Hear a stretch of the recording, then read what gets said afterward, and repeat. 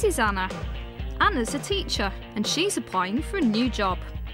Luckily for Anna, life coach Gladeana McMahon is by her side to guide her through the process. Anna, you're your own worst enemy, you know, girl. This is not the best way to do an application form. When you look at an application form, there's standard parts to it. That is all the, if you like, administration. So they're just dates and where you were and when you were there. But in fact, the key to a successful application form is to go and get the job spec, put it next to you, and then start to think about the experiences that you've had that will demonstrate to the people reading the application that you've actually got the right experience for the right job.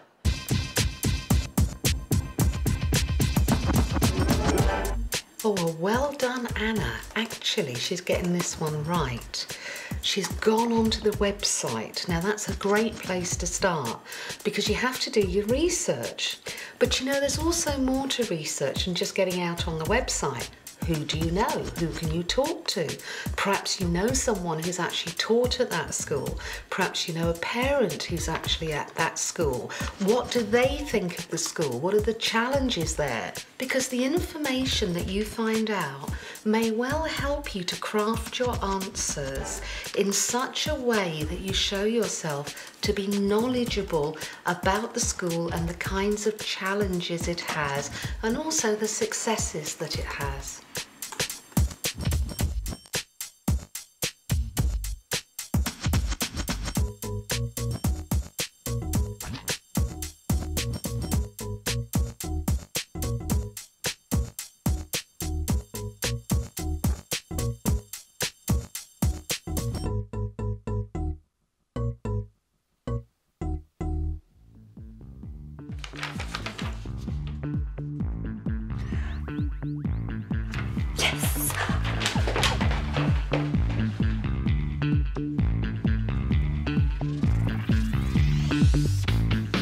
Oh, no, you don't, Anna. You're not doing this. This is a fantastic outfit, and I'd love to wear it, except I'd like to wear it to a party or clubbing or doing something else, but not going to an interview. Because when you go to an interview, you need to project a certain image. You need to look professional. You need to look crisp. You need to look like someone who means business and knows how to come across appropriately. This ain't gonna do it. Wear something that gives you that kind of an image. The other thing is that, of course, at an interview panel, you have different people. You have the head teacher, you have someone from the school governors, and parents particularly can be very, very picky. So, for example, make sure your shoes have had a polish before you go in. Don't just assume that because I know what I'm doing, people will actually judge me on what I say. Believe it or not, you only get one chance to make a first impression, so make a good one.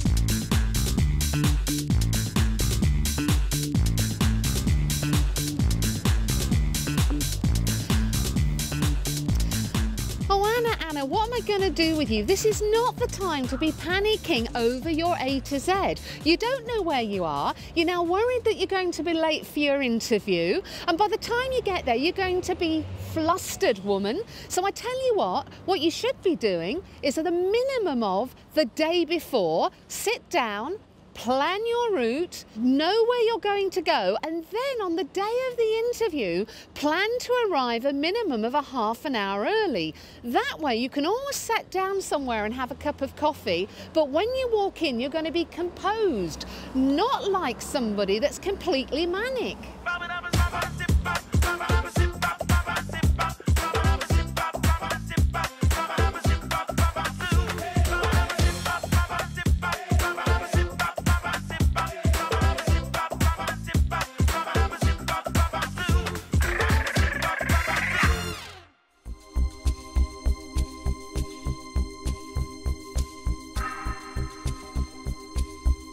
Now, Anna, you don't have to get this wound up, you know.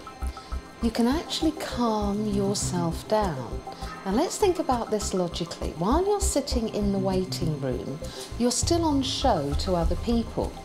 You don't want them to see you as somebody who's really anxious. It gives them the wrong impression about you. After all, if you look that nervous, are you really up for the job? But there are some things that she can do for herself. The first one is to get rid of some of those stress hormones that are pumping around her system.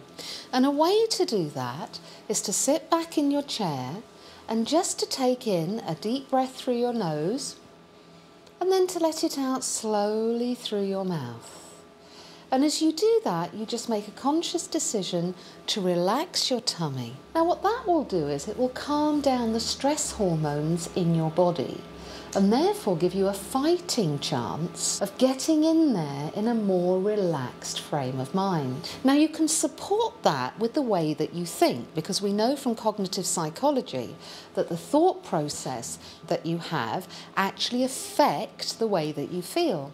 So if Anna's sitting here and she's reminding herself that she's done very well to get to the interview in the first place and be selected, and that she actually has a lot of the skills, and because she's done her research, she can go back to that part of the process where she reminds herself how she matches up to the job description. That way, she's going to be in a much better position when she actually goes in for her interview. OK, Anna, they're ready for you now. You'd just like to follow me.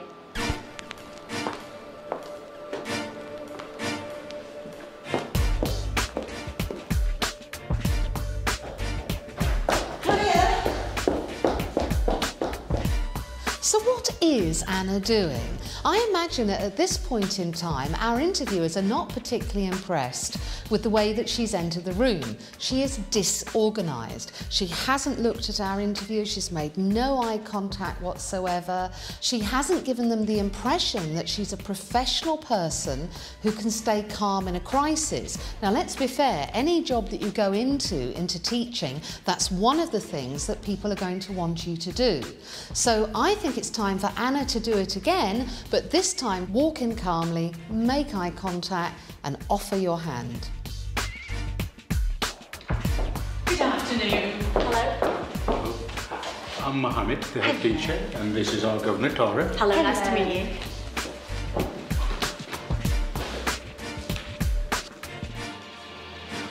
So can you tell us a little bit about yourself and your background? Oh, I don't really know what to say.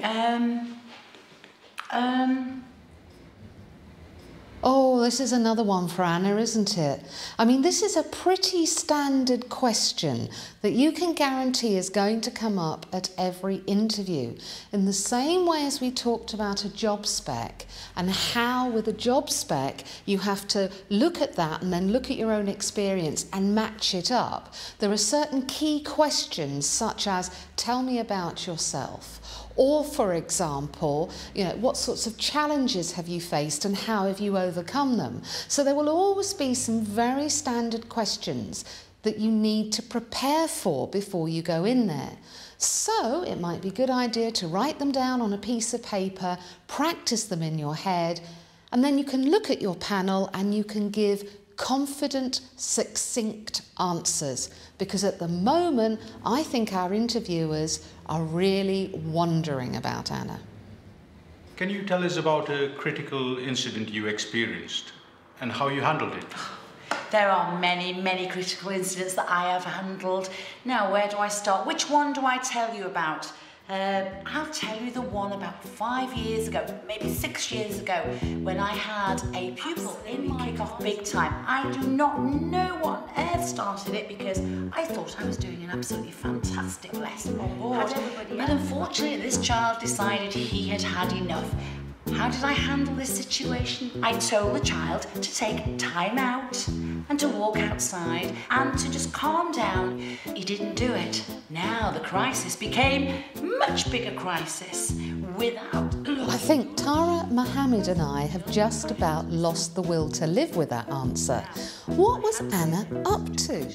She was convoluted. She didn't just have one critical incident, she had about 3 or 4, and she certainly hadn't listened to the question that was being asked of her or thought about, why are they asking this of me? What do they really want me to illustrate?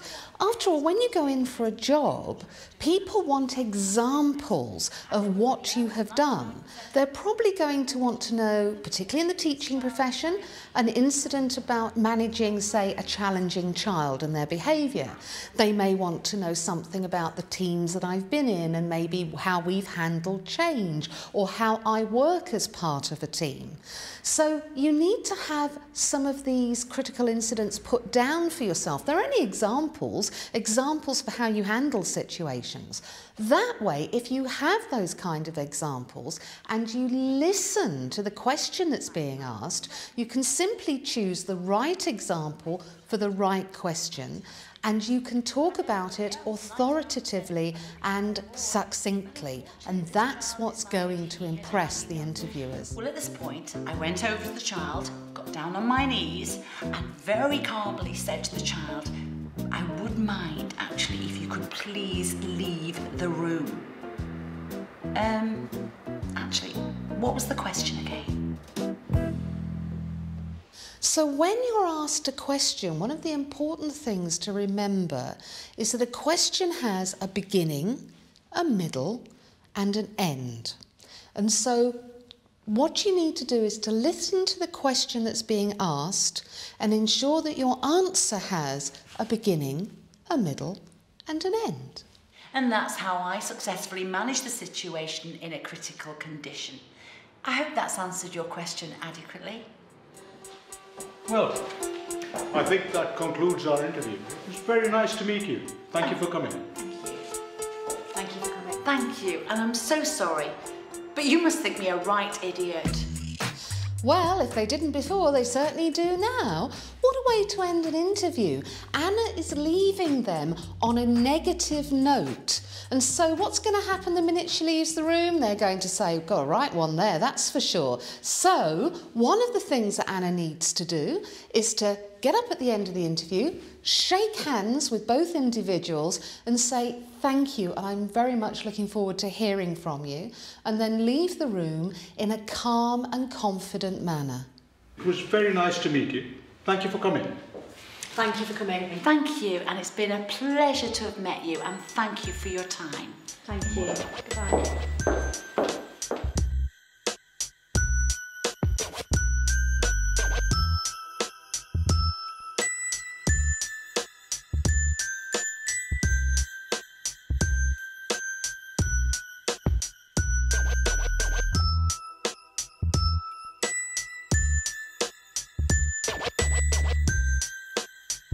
So what have we learnt about successful interviewing? We've learnt you need to do your research, you need to think about your application form, make sure you arrive looking smart and professional, get there early, and when you're there, answer the questions and answer them succinctly. That way, you'll be successful.